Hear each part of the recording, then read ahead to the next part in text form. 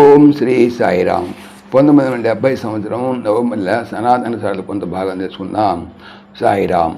శేషప్ప అనే కవి నరసింహ శతకంలో కఫ వాత పైచెమ్ములు కప్ప ఆభర చేత కంపం ఉద్భవించి కష్టపడుచు ఆ నా జహ్వతో నిన్ను నారాయణాయంచు పిలుతును జమచేత పిలువలేను అని చెప్పి నరసింహ అంటూ నామం చేశాడు.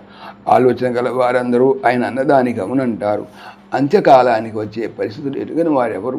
బంధువుల రోదనాలు, డాక్టర్ల సూది మందులు, ఎంత గోల! వాడు చచ్చిపోతున్నాడు అని వీళ్ళు ఎక్కువ అల్లరిపడుదురే. నేను నామస్మరణ చేసుకుందును, మీరు నిశ్శబ్దంగా ఉండండి అని అయ్యో నా పని ఏం చేసిపోతున్నావని ఒకరు, నాకేమి ఇచ్చినావు కాదే అని మరి ఒకరు.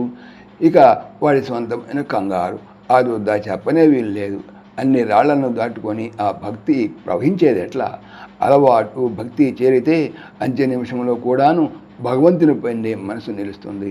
కనుక ఈనాటి నుంచి నామం చేయమన్న భగవాన్ వారి ఆదేశం అందుకోవాలి మనము. సాయిరామ్.